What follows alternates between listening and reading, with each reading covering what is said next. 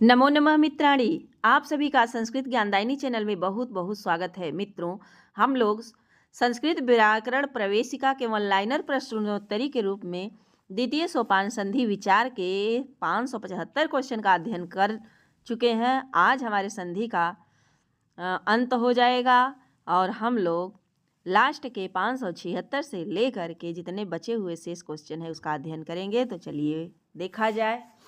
आज का हमारा पहला प्रश्न है कि अहन शब्द के परे विभक्तियों को छोड़कर, किसको छोड़कर, तो विभक्तियों को छोड़ करके क्या रहे अहन के बाद, तो कह रहा है कोई स्वर रहे या हस प्रत्याहार का वर्ण रहे।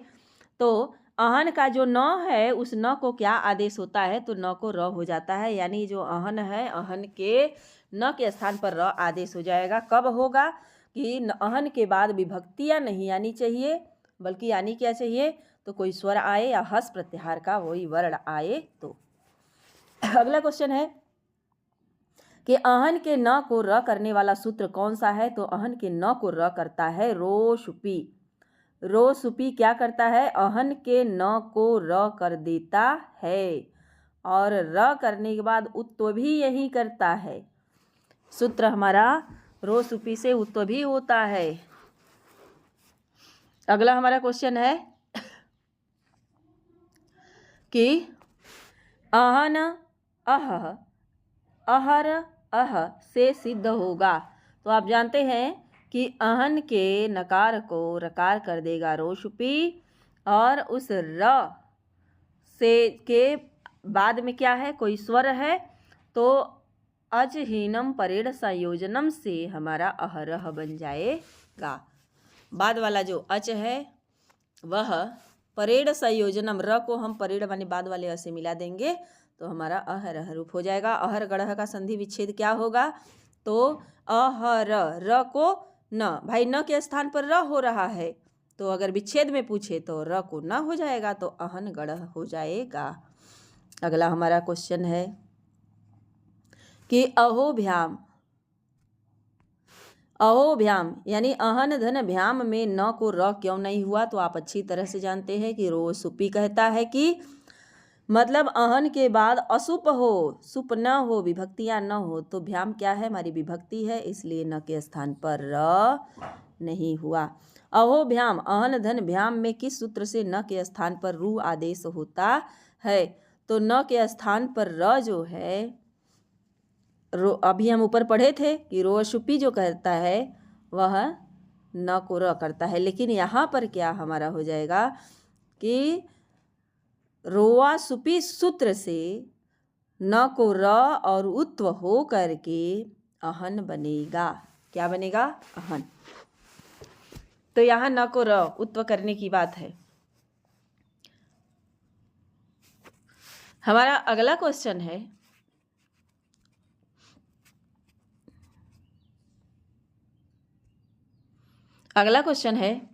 अहो भ्याम में अहन भ्याम में रू के बाद रू के स्थान पर उ और फिर उ को फिर गोड़ गुड़ हो करके अहो भ्याम रूप बना है, वह किस सूत्र से बना है, तो अहन में जो रू है, रू के बाद रू के स्थान पर उ हुआ है, तो हसीच सूत्र से हुआ है, और आद गुड़ से अहो भ्याम में गुड़ हो करके अहो भ्याम रूप बन गया है। अगला हमारा है कि स के स्थान पर अधिष्ट र हो और पूर्व में अ आ को छोड़कर, बहुत बारीकी से स्मरण करिए आप लोग कि कह रहा है कि आदिष्ट स के स्थान पर अधिष्ट र होना चाहिए और र के पूर्व में क्या नहीं होना चाहिए, आ नहीं होना चाहिए। तो होना क्या चाहिए, तो जो शेष स्वर बच जाएंगे वह होना चाहिए, यानी कोई स्वर रहे, तो बाद को कोई स्वर हो या हस प्रत्याहार का वर्ण हो तो उस र को क्या आदेश हो जाता है, तो उस र में कोई परिवर्तन नहीं होता है। उस हस में कह रहे हैं उस र के स्थान पर कोई परिवर्तन नहीं होता है। आ को छोड़ करके र के पहले देखा जाएगा, उदाहरण से बहुत अच्छे से हम लोग समझ लेंगे कि आ को छोड़ करके बाकी जितने स्वर है वह रहे, कब कहाँ, तो र के पहले रहे, और बाद में क्या रहे, तो करे कोई स्वर रहे या तो सुप्र हस प्रत्याहार का वर्ण रहे, तो र में कोई परिवर्तन नहीं होता है। जैसे उदाहरण आ गया अलीर धन अयम का संधि रूप क्या होगा, तो देखिए अली में पहले र है, र के पहले हमारा क्या है, ई है। तो कहा ही था कि आ को छोड़ कर कोई स्वर होना चाहिए, तो कंडीशन मिल गया। और बाद में कहा कोई स्वर रहे या तो हस्त प्रत्याहार का वर्ण रहे, तो र के बाद में हमारा क्या है, स्वर है, तो कोई परिवर्तन नहीं होगा। असहीनम परेड संयोजनम सूत्र से अलीरयम हो जाएगा र को पूरा करके। भानुरुदेति का संधि विच्छेद क्या होगा, तो भानुरुदेति का भानुः उदेति रूप बनेगा। इसी तरह सिर धन ऐशा शीरेशा, शुधि धन एति शुधिरेति, और गौर धन अयम गौरयम, कबीर धन वर्णयति कबीर वर्णयति। इन उदाहरणों में कह रहे हैं कि भो भगो अघो यो असी सूत्र लगता है, तो नहीं लगता है। इन उदाहरणों में भो भगो अघो सूत्र नहीं लगता है, बल्कि रोआ सुपी या प्लस सस जो सोरू प्लस रोआ सुपी के नियम से इसमें परिवर्तन होता है, लेकिन भो भगो से नहीं होता है। अगला क्वेश्चन है हमारा कि गुरूर गच्छति, नौर याति, लक्ष्मी याति। इन उदाहरणों में ऐसे उदाहरण हैं जो रो सुपी लग सकता है, तो इसमें एक में भी रोआ सुपी नहीं लगता, क्योंकि रोआ सुपी का कंडीशन है कि र के बाद भी र दिखना चाहिए, लेकिन यहाँ कहीं भी र के बाद र नहीं दिख रहा है, अतः यहाँ रोआ सुपी नहीं लगेगा। र के बाद र आवे तो पूर्व र का लोप कौन करता है, तो रोआ सुपी ही करता है। र के बाद र आए तो पूर्व र का लोप करेगा, ध्यान रहे, पूर्व र का लोप करता है, अपर सवर्ण संधि के अंतर्गत आता है। रोरी सूत्र से लोप किए गए र के पूर्व आए हुए अ ई उ कौन कौन, अ ई और उ, यदि ह्रस्व रहे यही तीनों क्योंकि हम लोग दीर्घो अण पढ़ते हैं, तो अण में कौन कौन सा आता है, तो अ ई उ, यही तीन आते हैं। तो इन्हीं तीनों को क्या हो जाता है, दीर्घ हो जाता है। यानी अ रहेगा तो आ बदल जाएगा, ई रहेगा तो दीर्घ ई में, उ रहेगा तो दीर्घ उ में बदल जाएगा, ये ध्यान रहे। लेकिन कंडीशन कब बनता है, तो पूर्व र का जब लोप हो जाता है तो उसके पहले वाला वर्ण को दीर्घ करता है। कौन करता है, तो ढलोपे पूर्वस्य, ढ्र लोपे पूर्वस्य दीर्घो अड़। रोरी सूत्र से लोप किए गए र के पूर्व में अ ई उ को कौन सूत्र दीर्घ करता है, तो आप देख रहे हैं ढ्र लोपे पूर्वस्य दीर्घो अड़ह। अगला क्वेश्चन है पुनर्धन रमते का संधि विच्छेद क्या हो जाएगा, तो देखिए पूर्व र का हम लोप कर देंगे, तो कंडीशन पढ़े हैं कि र के पूर्व जो भी अक्षर रहेगा उसका दीर्घ हो जाएगा। तो जो भी अक्षर में कौन कौन सा रहेगा, तो अण प्रत्याहार का वर्ण रहेगा, तो आ हो जाएगा, पुनः रमते हो जाएगा। हरि रम्य का संधि विच्छेद क्या हो जाएगा, तो हरिह धन रम्य हरि रम्य हो जाएगा। यही कंडीशन क्या था कि र के पूर्व स्वर, तो इस तरह का रहा होगा हमारा हरि र धन रम्य। अभी हुआ क्या, तो र के पूर्व वाले र का जब हम लोप कर देंगे, या उसको मान लीजिए विसर्ग में ही, यहाँ पर खंडन करते समय विसर्ग में बदल गया, तो जब मिलाएंगे लोप करके तो ये जो ह्रस्व रिकार किस में बदल जाएगा, दीर्घ रिकार में बदल करके रूप हमारा बन जाएगा हरिरम्य की तरह। आगे हमारा है शंभु राजते, बड़ा इंपॉर्टेंट है, यहाँ से एक क्वेश्चन बनता है। तो शंभु राजते, शंभु राजते में जो शंभु में उकार ह्रस्व है वो दीर्घुकार बन जाएगा। और किस सूत्र से, तो ढ्रलोपे पूर्वस्य दीर्घो अड़।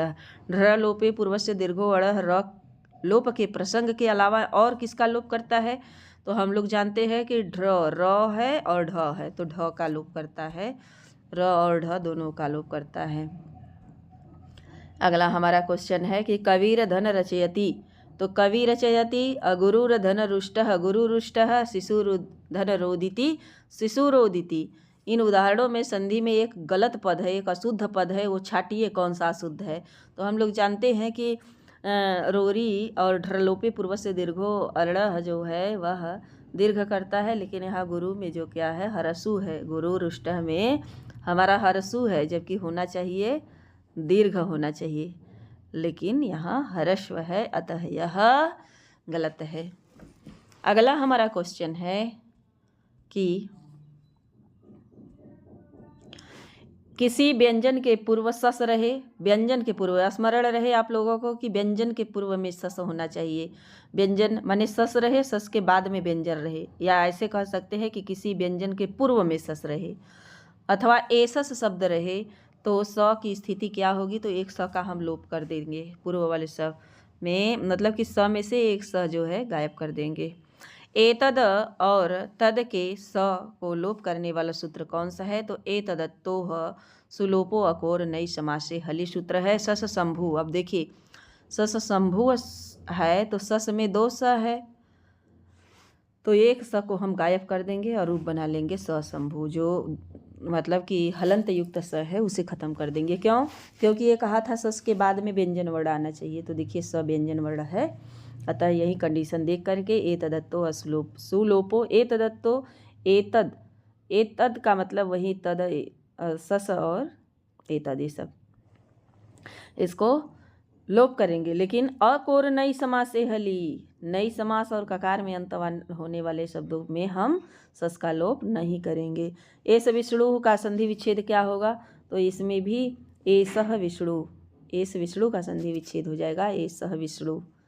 अगला हमारा क्वेश्चन है कि एतद और तद, एतद और तद के स को लोप करना कब संभव नहीं होता है, तो यही सब कब संभव नहीं होगा, नई तत्पुरुष में संभव नहीं होगा और ककार में जब अंत होगा कोई चीज़ तो उसमें संभव नहीं होगा। जैसे अशह अनेशह, अशह अनेशह में विसर्ग जो है वो स का विसर्ग है, इसमें लोप नहीं हुआ है स का, स के स्थान पर क्या हो गया है, विसर्ग हो गया, क्योंकि न असह असह न असह, अनेशह न एशह अनेशह, ऐसा हो जाएगा नई तत्पुरुष।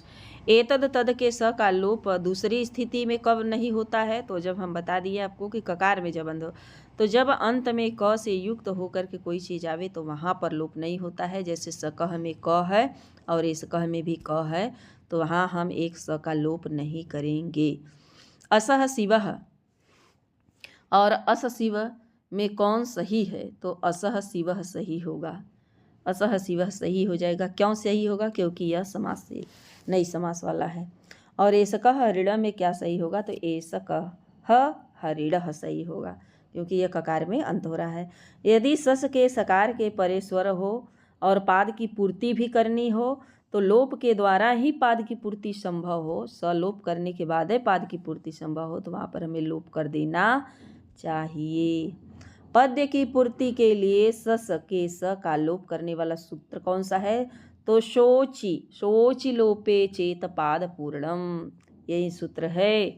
पद्य के पाद की पूर्ति के लिए सस के स को लोप करने पर क्या संभव हो जाता है, तो स्वर का संधि कार्य हो जाता है, स्वर संधि कार्य संभव हो जाता है। तो अगला क्वेश्चन हमारा है कि पद्य के पाद की पूर्ति में स्वर संधि का क्या फल होता है, तो वर्णों की संख्या कम हो जाती है जैसे ही संधि करते हैं, जहाँ 4 वर्ण हैं वहाँ 2 ही हो जाते हैं।